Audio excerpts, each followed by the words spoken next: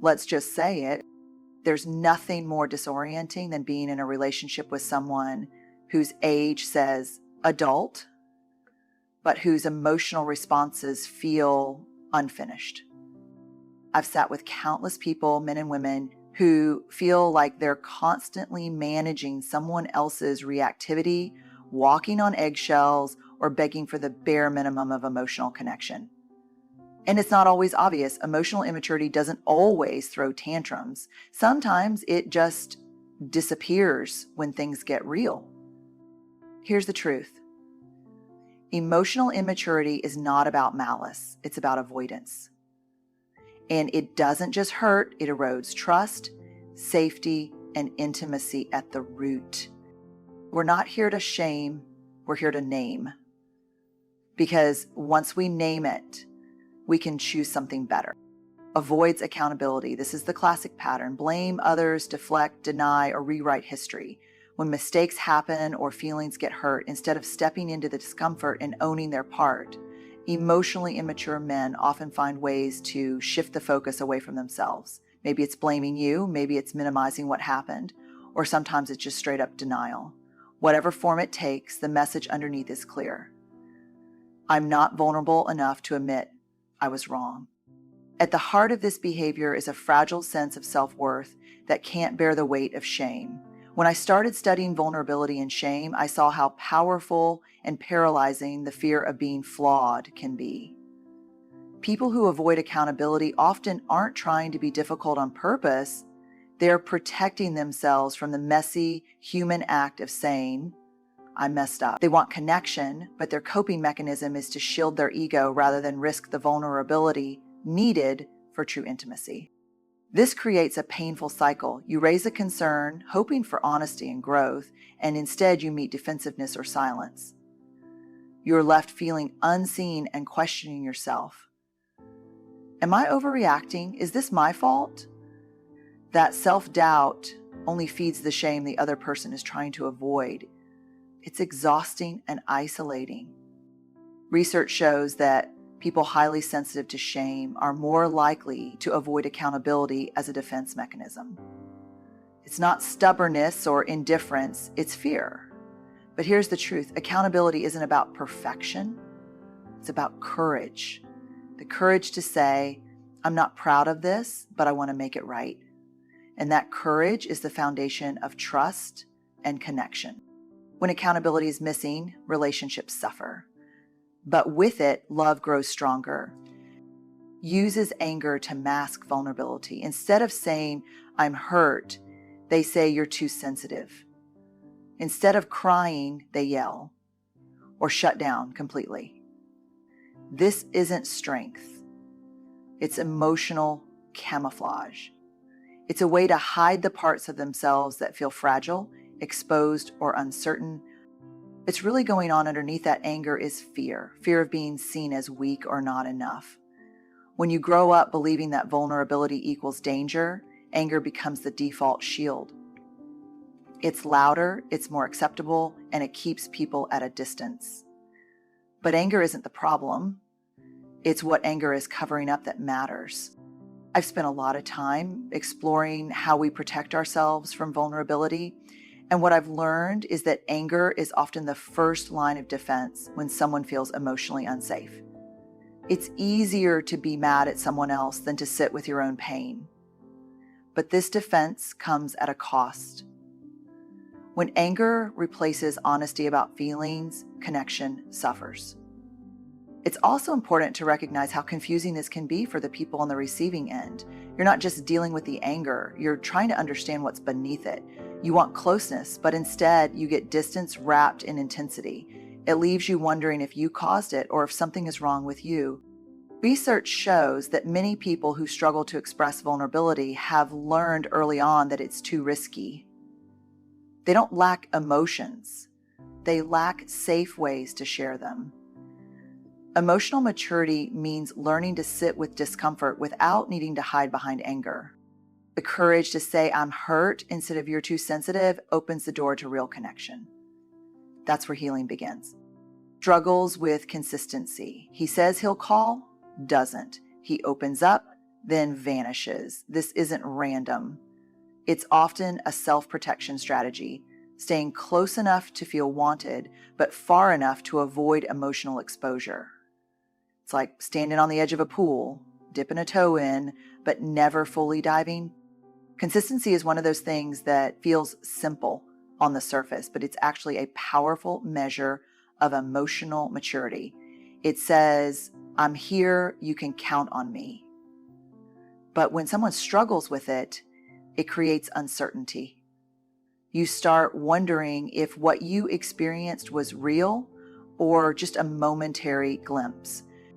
Why does this happen? A lot of it traces back to early experiences where emotional safety was unreliable. If you grew up in a place where people were unpredictable, sometimes present, sometimes distant, your nervous system learned to brace for inconsistency. As adults, that pattern doesn't magically disappear. It shows up in how you relate, the push and pull, the hot and cold, the hesitation to fully engage. That push-pull dynamic can be painful for everyone involved. It leaves the other person in limbo, guessing, doubting, is this the real him? Will he stay? Can I trust this? Trust isn't built on uncertainty. It's built on reliable presence over time, even when it's messy or imperfect. But here's the hopeful part. Consistency is a muscle, and like any muscle, it can be strengthened. It starts with small acts of showing up, keeping promises, being present even when it's uncomfortable. It's saying, I'm here even if I don't have all the answers. That willingness to be consistent, to be present even when it's hard, that's where emotional maturity lives, and that's where connection grows. Emotionally withholds his punishment. You upset him, now he's silent. Now he's distant. This isn't emotional maturity, it's control through detachment. And often it's subconscious, but it still hurts like hell. When someone uses silence or withdrawal as a weapon, it's a form of emotional distancing that's painful and confusing. It leaves the other person feeling rejected, abandoned, and desperate for connection. The thing is, this behavior usually isn't about the other person at all. It's about the person withdrawing, trying to protect themselves from feeling overwhelmed or vulnerable. They don't know how to express their discomfort or hurt, so instead they shut down emotionally. What's heartbreaking about this pattern is that it creates a toxic cycle. The person who feels hurt by the silence reaches out, trying to bridge the gap, but the silence just grows heavier. The distance becomes a punishment, a way to teach a lesson, but it doesn't teach anything except how to feel unsafe in the relationship. Psychologists call this behavior a form of emotional manipulation, even if it's unintentional. It's a defense mechanism that comes from fear of intimacy, fear of conflict, fear of being seen as weak. But the cost is high. Trust erodes, connection fractures, and resentment builds. The antidote to this isn't more silence. It's vulnerability. It's the courage to say, I'm upset and I need space, but I'm still here with you. That kind of honesty invites connection instead of shutting it down. And it's a mark of emotional maturity that, once cultivated, can transform relationships from battlegrounds into safe spaces. Emotional withholding as punishment is painful, but it can be unlearned. It starts with awareness and a willingness to break the silence with truth. Because in the end, connection depends on presence, not absence. Lacks empathy for others' emotional experience. Empathy is feeling with someone, not fixing, not judging, but truly being present to their pain or joy. Emotional immaturity shuts that down. Instead of tuning in, they might say, you're overreacting, or that's not a big deal. Those words aren't just dismissive, they're a signal that they're emotionally unavailable in that moment. What's important to understand is that this lack of empathy isn't about being cruel or uncaring. It's often rooted in a limited emotional vocabulary and a deep discomfort with feelings, both their own and others. When someone hasn't learned how to sit with difficult emotions safely, the natural response is to minimize or avoid them altogether. This response can be confusing and painful for the person sharing. When your feelings are dismissed, you start questioning yourself. Am I too sensitive? Is this really worth feeling? That self-doubt chips away at your confidence and your sense of being seen and understood. And when someone you care about consistently fails to empathize, it creates a distance that's hard to bridge. Research in emotional development shows that empathy requires vulnerability and emotional regulation, skills that take time and practice to build. When those skills are missing or underdeveloped, empathy can feel like an overwhelming task, even threatening.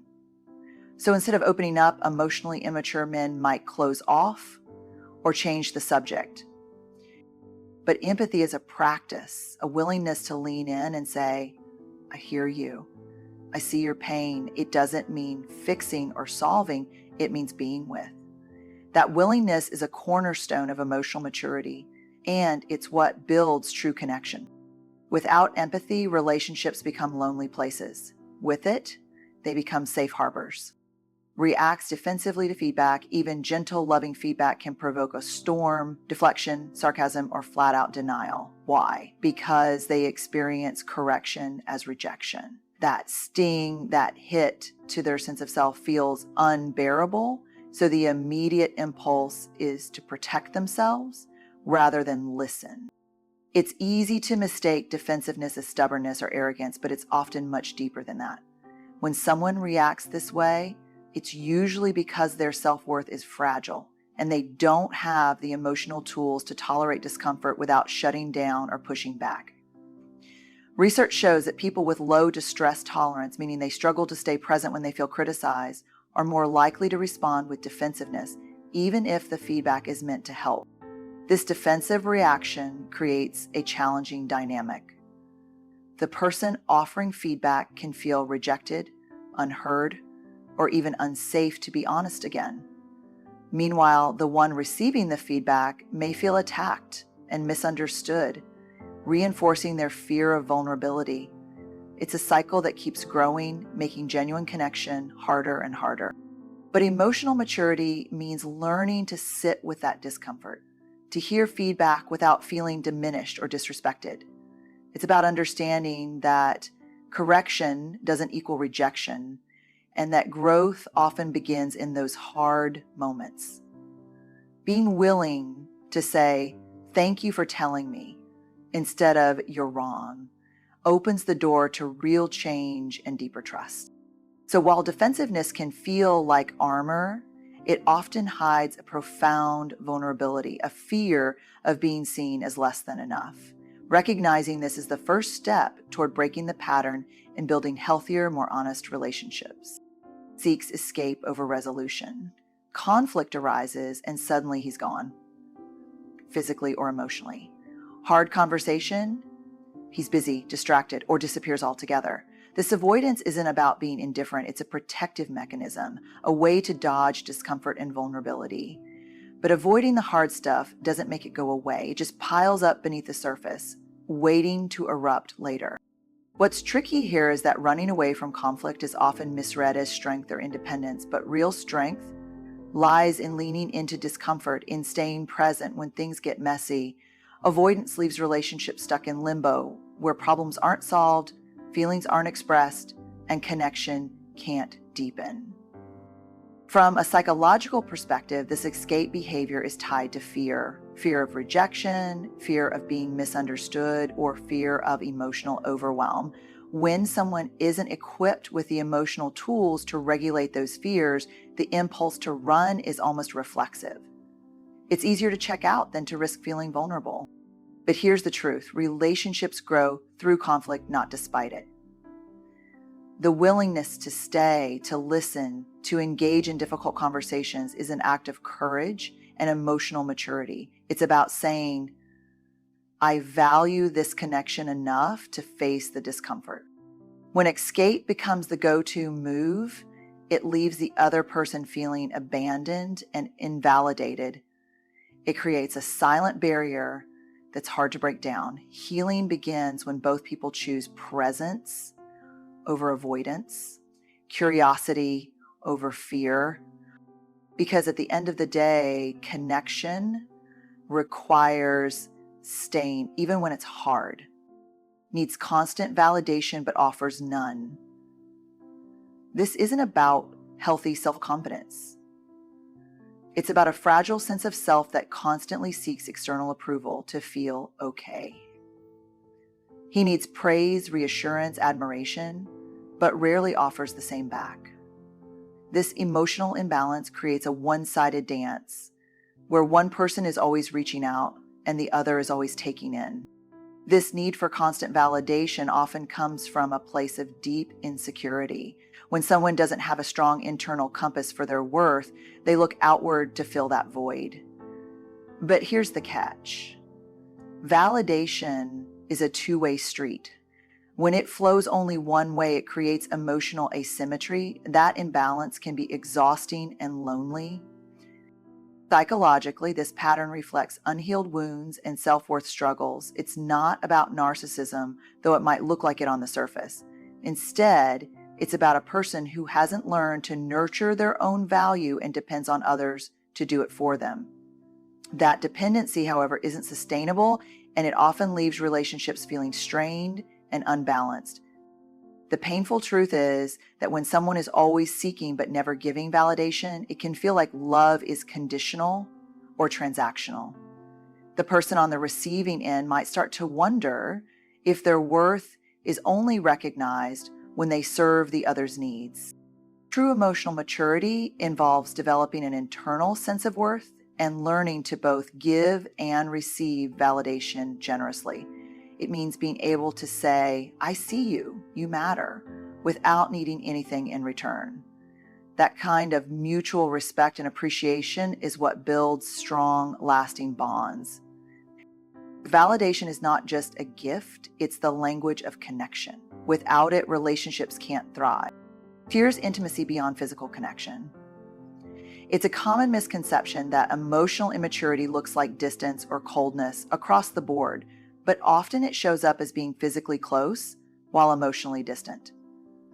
Emotionally immature men might be sexually available but emotionally absent. They confuse closeness with control, thinking that keeping people at a safe distance emotionally is the way to protect themselves from being hurt or seen as vulnerable. This fear of true intimacy isn't about a lack of desire for connection. It's about a deep-seated worry that if they let someone in fully, they might be rejected or exposed in ways that feel unsafe.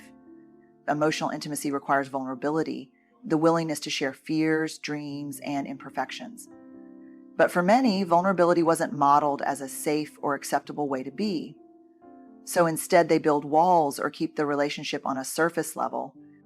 This pattern creates a painful paradox. The desire for connection is there, but the ability to fully engage emotionally is blocked by fear. They might show love through actions or physical touch, but avoid conversations about feelings or fears. The person on the receiving end often feels confused, craving deeper connection while facing emotional distance. Learning to move beyond this fear requires courage and practice. Emotional intimacy is not about losing control.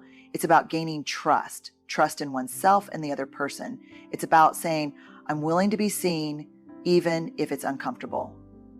True closeness isn't just physical. It's a brave act of letting someone into the parts of ourselves we usually hide. That's where real connection lives. Struggles to name or regulate emotions. Ask him how he feels, and you often get, I'm fine, or I don't know. This isn't just about avoiding a conversation or being closed off.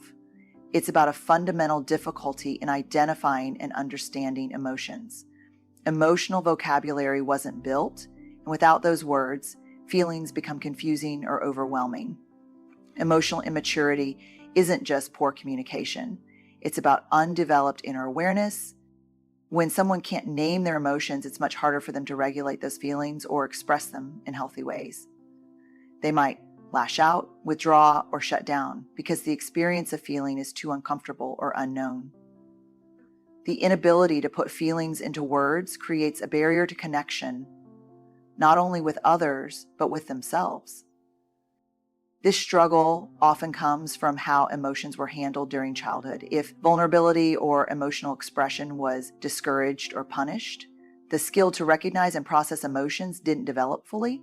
Instead, emotional experiences were pushed aside, ignored, or masked. Developing emotional literacy is a cornerstone of emotional maturity. It means learning the language of feelings and practicing self-awareness. When you can say, I'm feeling anxious or I'm hurt, you gain power over your experience instead of being controlled by it. It's important to remember that emotional regulation isn't about being perfect or always calm. It's about understanding what's happening inside and responding with compassion and clarity. When emotionally immature men begin to build this awareness, it opens the door to healthier relationships and deeper self-acceptance. Because ultimately, naming our emotions is the first step toward owning them, and that's where true growth begins. As we've explored together, emotional immaturity isn't about flaws or failures. It's about the challenges we all face in navigating vulnerability, connection, and growth. Recognizing these behaviors is the first courageous step toward change, not just for the men who exhibit them, but for everyone who loves, supports, or is affected by them. Emotional maturity is a journey, one that requires patience, compassion, and above all, the willingness to show up honestly, even when it's uncomfortable. It's in leaning into that discomfort, owning our stories, and choosing connection over avoidance that transformation happens. So whether you see these patterns in yourself or in someone you care about, remember that growth is possible and healing begins with awareness. You have the strength to foster deeper relationships and create more meaningful connections. Good luck on this path. You're already moving forward by simply being here today.